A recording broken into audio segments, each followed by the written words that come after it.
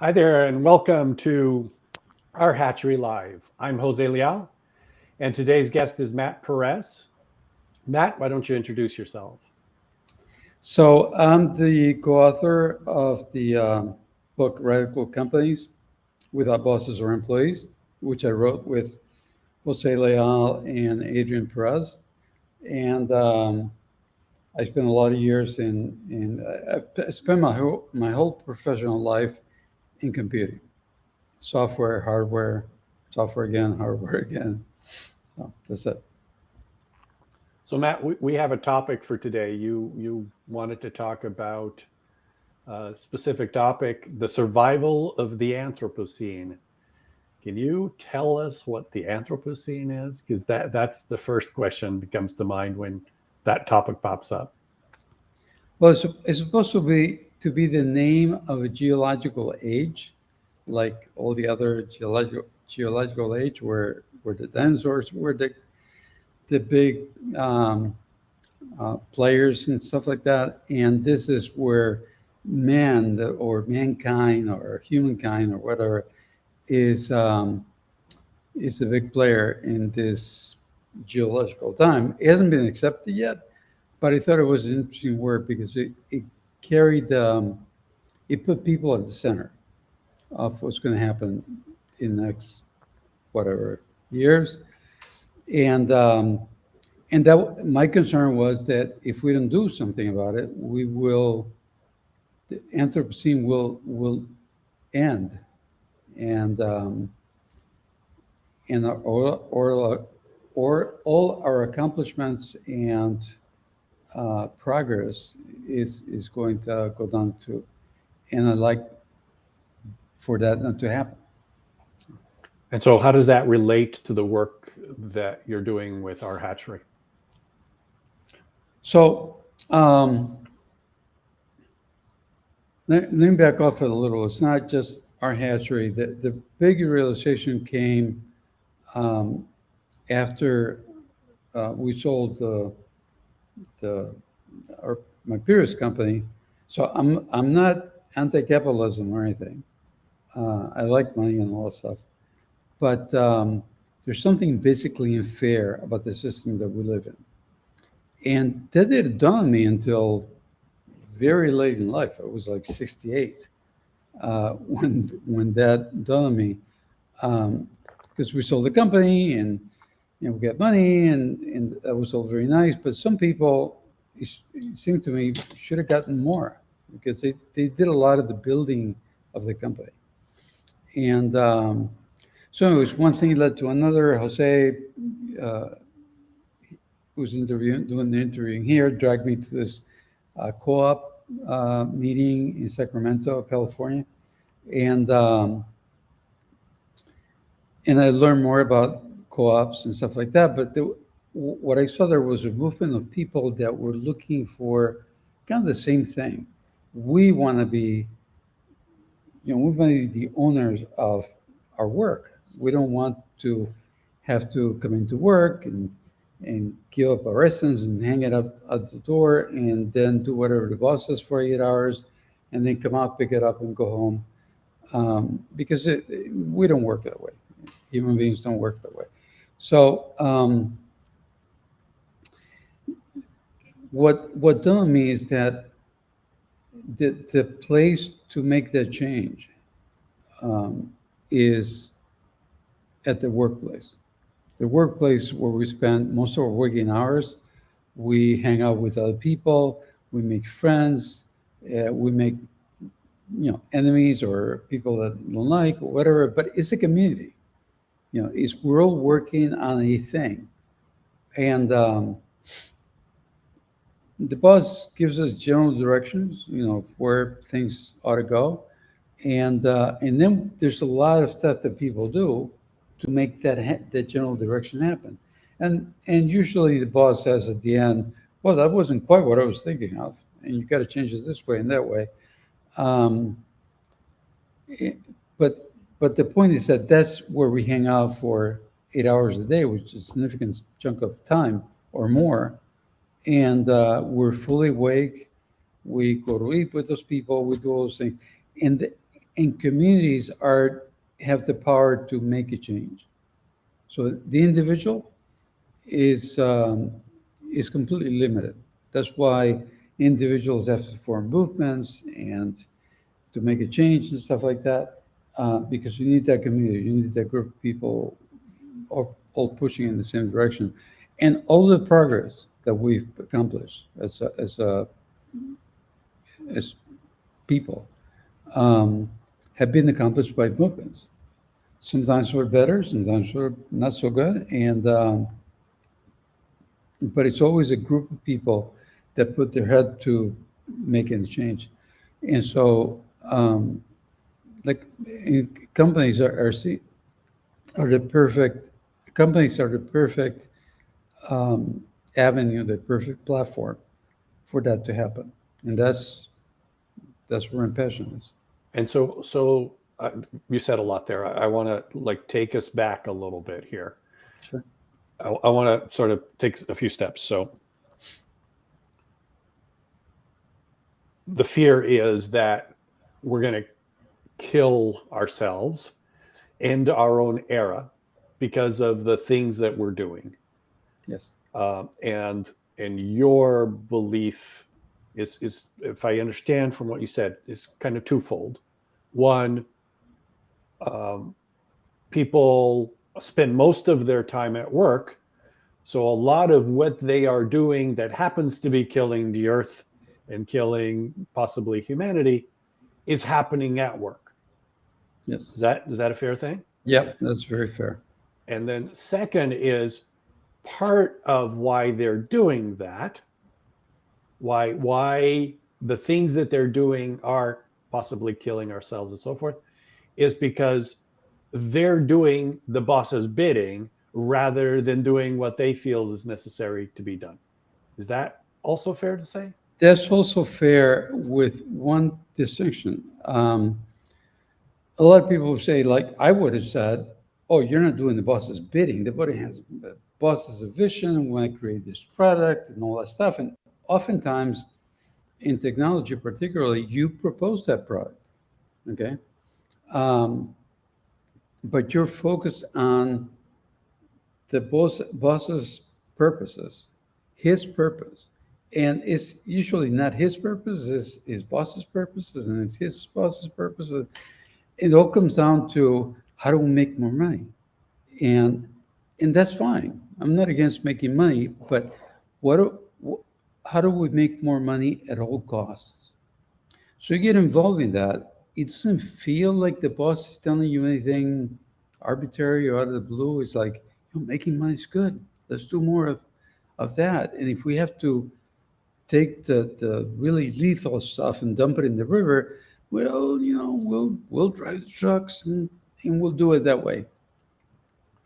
Um, so that's what we do. So, but one way or the other, if we go to another company who's not doing that and has a slightly different goal, um, then we do things differently.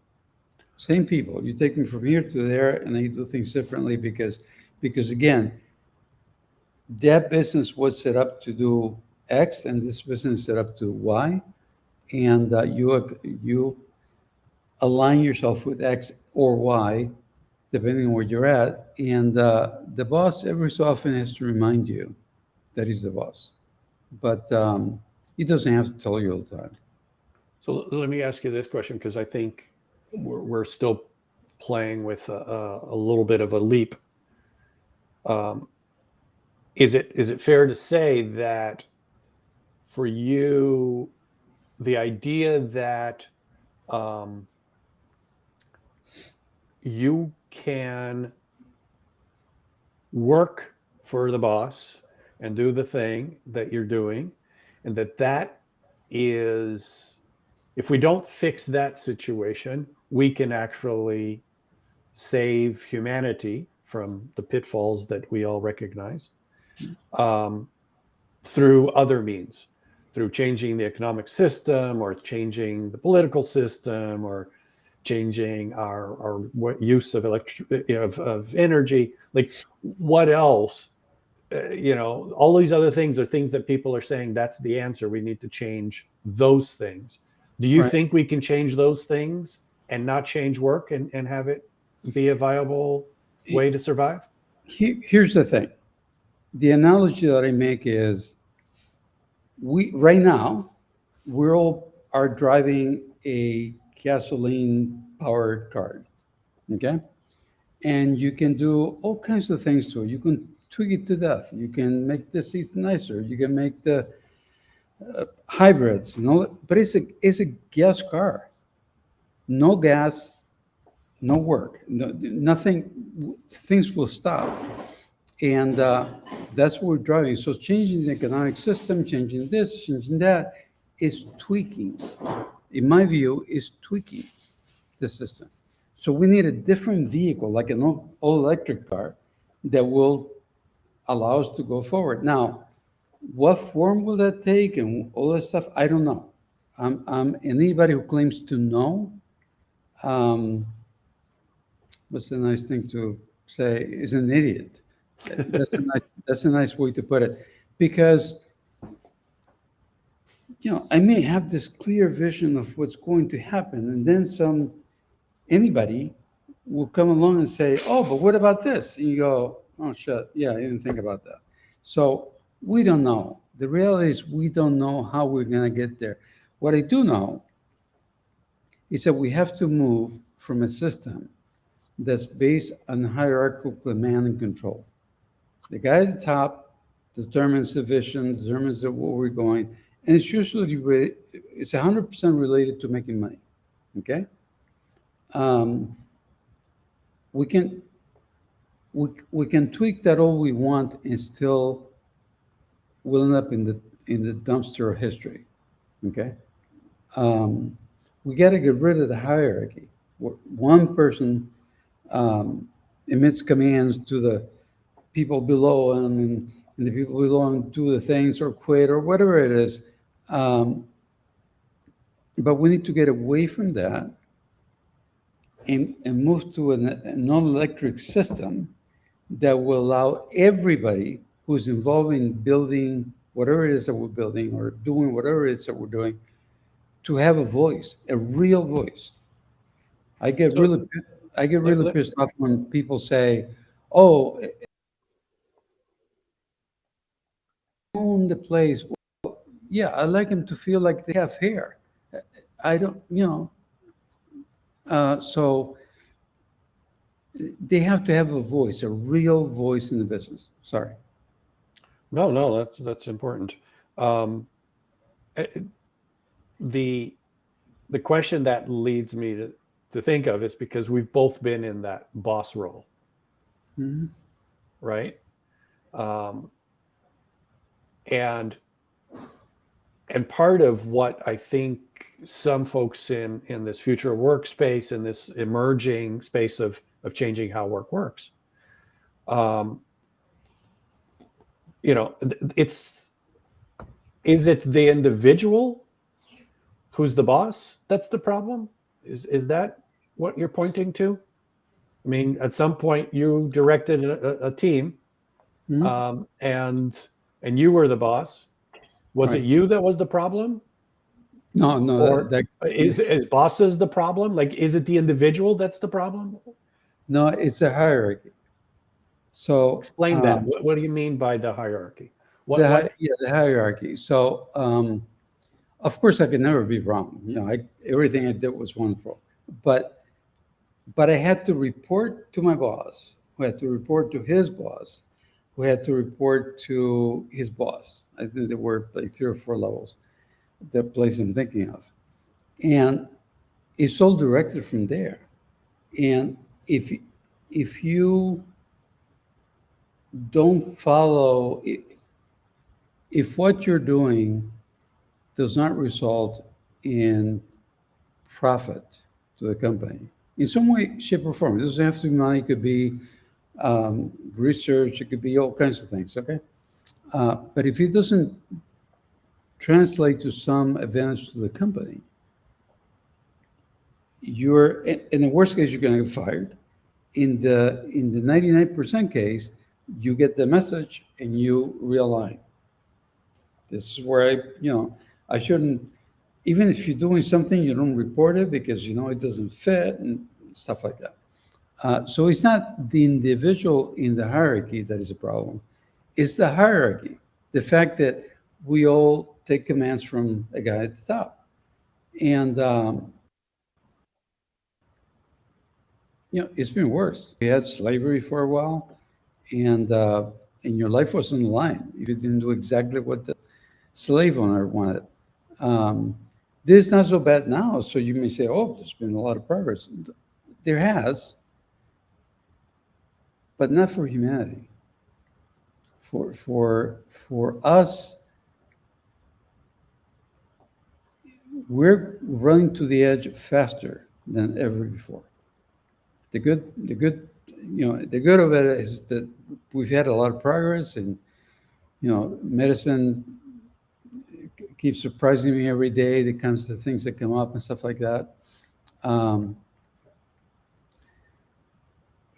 and that's all fine, well and good. In fact, in the West, in the Western type of governments, um, decentralization of ownership has become more acceptable. So it's not just the king that owns everything, is us 6 or 7 or 12 or 100 people. It doesn't matter what the number is, because that number right now does not include everybody. Okay, it includes a selected number of people. And that's the problem. That all these people, it's a lot of people to agree on one thing, making money, in this case, making a financial profit at the expense of everything else. And then if there's enough pressure and we as consumers put enough pressure and stuff like that, then there's some lipstick on the pig that has to do with going along with the pressure and stuff like that, or doing what where the pressure leads you and stuff like that. But in the end, it's not good for our environment. It's taken us over the edge. And think of it as a gas car. You can do anything you want, but so long as it's a gas-powered car, it is a gas-powered car no matter what you do. Okay? So the pyramid is what gives all that stuff motion. And, so what I'm hearing is that the pyramid is really sort of disempowering people's autonomy. Is that a good way to describe it? That's part of what it does. It disempowers people's autonomies. But if you ask 100 people in Western countries, they will tell you, no, I'm very empowered. What's wrong with you? And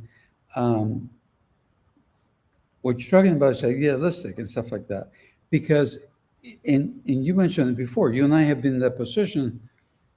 When I was first told about self-management, which is only a portion of what we're talking about here, my reaction was, no, you can't operate without me as the boss, me as the manager. And so I didn't feel disempowered. Anybody who said that, oh, you feel disempowered? No, I didn't feel disempowered. Because if I wanted to do something else, I quit and go do my own thing or go work for somebody else or whatever. So that it's not the problem of being disempowered. It's the problem of not having a real voice.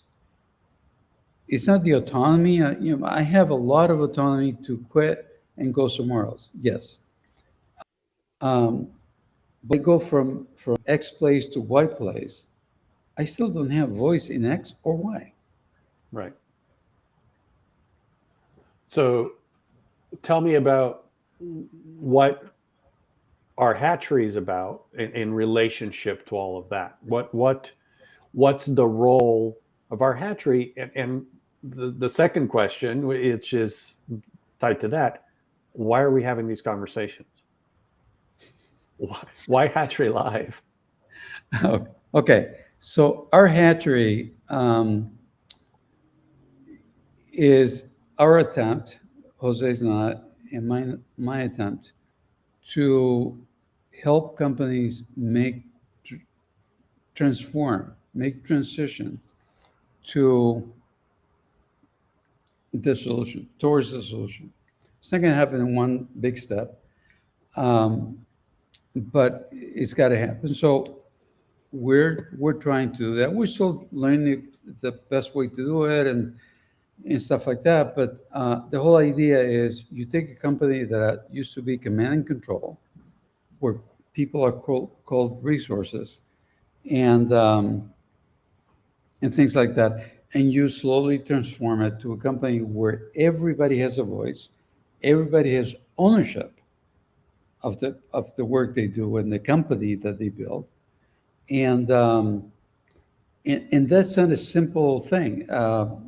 We've gone through the self-management step and have some experience there, but in the co-ownership thing, is all we don't. Nobody has any experience there. Very few people have experience in that regard, and that's what we're trying to do with our hatchery. Our hatchery life is a way of talking to other people who are action oriented, not just want to talk, but are doing something um, with the same idea, with the same um, motivation or the same. They recognize the problem. They recognize that we don't have voice. The lack of a broad voice is a big part of the problem that's driving us over the edge, and they're doing their own thing about it. Um, and then we want to talk about what they're doing, what's missing, what's not missing, and stuff like that. So that's what our hatchery live is about. I wanted to just sort of clarify something that you just said, because I think that the folks, our friends over in the co-op world would say, we know how to run businesses that are owned, Yeah, that are co-owned, and they do for the most part. It's a little different than what we envision, but what they're dealing with in many cases is not the combination of the co-ownership and the co-management together, right. or what we like to call as um, co-managed and co-owned Yeah, as well. So, so yeah, that I think that makes sense. That it's really the combination that hasn't been really tried together right. and brought into one role. And so, tell me a little bit more about your hope for the conversations that we're going to have here with folks. You describe them as people of action, people who want to be doing these things, people that are already in organizations, Right. people that are already doing things that they recognize need to change. Right. What else would you say? Well, I did want to call them activists because that brings up that has a lot of baggage associated with that word. Um, but that's what they are. They recognize the. I don't know if they recognize the full extent of the problem, but they recognize a big chunk of the problem and they're doing something to fix it. I don't think those. I think those people are close enough that as we um, illuminate what else is in the works here, what else is we're missing, that they'll be the first one to go, yes. And I'm not doing anything about that until I get this fixed. I understand that, but those are kinds of people that we're going to try to talk to. The by the way, the thing about the co-ops in general is you said it right. Co-ownership is the thing that they move. Co-ops do fix that problem, but they fix it in a funny way. They fix it in a one person, one vote kind of way. They, Usually co-ops are mum on the management side. Some elect their own bosses. Some, we had the opportunity to look at a bunch of co-ops in Europe, and the same guy has been in charge of the same, in many cases, the same guy has been in charge of the same co-op for 35, 40 years. So, you know, um, I think that's part of the problem. But the thing is, they even the co-ownership side, they do it as everybody's equal, and everybody's not equal. Is not. Sometimes I feel down, I don't do anything, and sometimes I'm all full of charge and stuff and I do stuff, and sometimes the contribution to what we're doing, sometimes it's not. Okay. Normally, we rely on the boss to decide this is a contribution, that's not a contribution. This is a good contribution. This is not a good contribution, and stuff like that. But to say that everybody's equal and we're all equal and stuff like that, that's no, that doesn't. Um, it's not based on anything other than existence, right? I Right. exist, therefore I'm equal to the guy next to me. That's not true. Right. Um, And when I it's think that speaks, I was going to say, I think that speaks to what you said earlier about, you know, you like money and capitalism in general, it works. And I've heard you say this before, and I didn't hear you say it today, so I'm going Right. to say it, which is you like capitalism as long as it's for everybody. Exactly. Exactly. And it's not, the problem is not capitalism. The problem is centralization. The really bad guy is centralization. It's that guy at the top. That's the centralization thing. We Well, didn't like kings, and we got rid of kings. And then Europe got rid of kings and stuff like that. So, but look at companies now. Companies are kingdoms or dictatorships, or you want to call them, but they're ruled by one person. And the story that, well, it's the board, that's BS. But even before the boards, an oligarchy is fine. It's still the boss. Oligarchies are exactly. still the boss. So instead of basing it on I have this much money, therefore I own the big piece, and you have this much money, you own a little bit. Instead of basing it on that capital, why don't we base it on our contributions? And in fact, why don't we do a mix? I'll bring this much money to the whole thing. I'll expect so much money back um, from doing this thing, from starting the company and stuff like that. That's fine. But from that point on, it should be based on contributions. And if I'm the only one making all the big sales and all the ones making all the big um, organizational contributions, I'm the only. Then you know what? I might as well fire everybody else and be the only one in the company. But that's not true. The other guys are building the company along with you. So, how do we recognize those contributions without a boss, without a godlike person telling us that was good, that was not good? And the answer is everybody. We can all tell what the contribution is to us. We don't have to agree that what you did was a contribution for everybody. We just have to understand that thing was a contribution to me and my team. Okay, so but the other guy looking at it goes, oh, doesn't look like a contribution to me. But then I do something else, and that guy says, oh, that I recognize that as a contribution, and the person sitting here says, that didn't look like a contribution to me. So by getting everybody to pitch in to say what is a contribution, what isn't a contribution, you end up with a more just system. It may not be the perfect system because we know what perfect is, and we didn't aim for perfect, but it's a more just than what it is now, which is the boss decide decides what your bonus is, depending on what he saw. And he only has two eyes, or she only has two eyes, although it's mostly his. And this way, if you have 100 people, it's not just two eyes, it's 200 eyes looking at what's going on there and determining, oh, this is a contribution, that's not a contribution. This is a contribution, that's not a contribution. There's a big one, there's a small one. So we're not all equal, right? If you make a contribution that affects a lot of people and they all give you that feedback in tangible ways, then that's good. You contribute to that. If you do something and nobody sees it as a contribution, then it's not a contribution. And you may ask, hey, how come I did this? Nobody saw that contribution? It may be that you're not communicating right. It may be that you're a lone wolf and you're doing it all in the back and nobody's seeing what you're doing.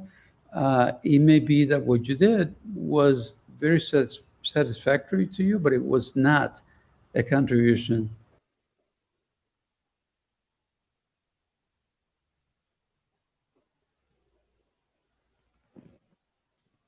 Good time to scratch my nose.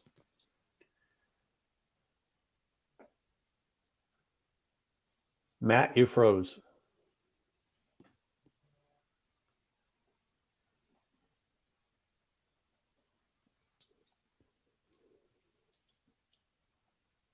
Matt, you're still For frozen. ownership and bonuses and all the rest of it. You froze for probably 10 seconds, 15 seconds there. About contribution, and then you froze. So, oh.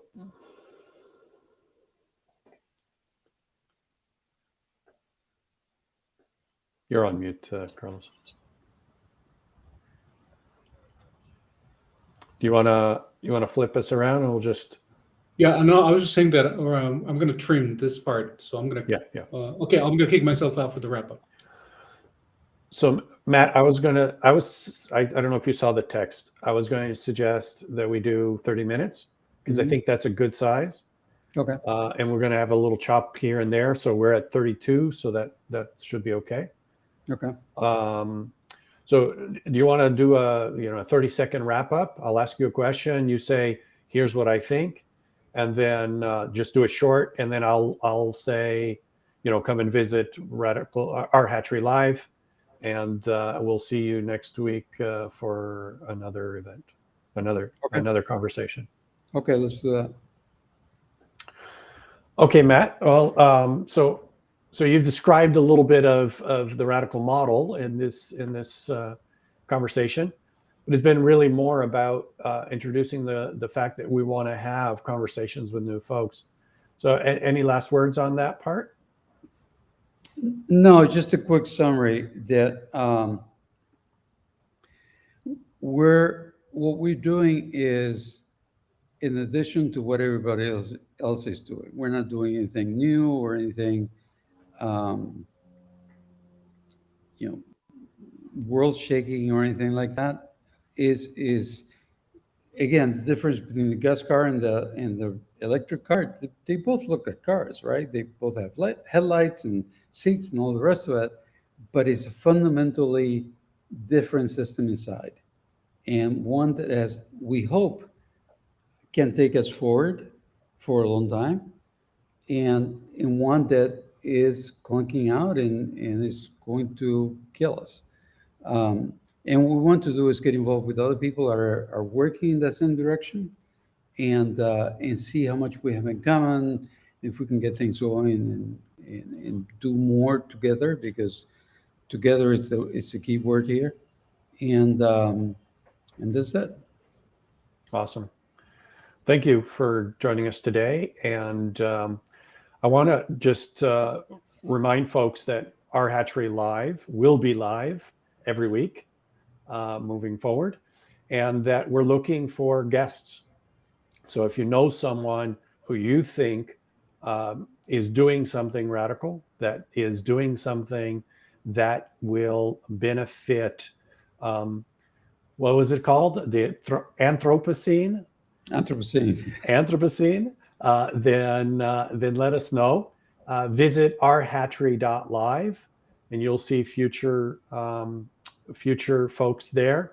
Reach out to us on radicalcompanies.com, and you'll be able to contact us there as well.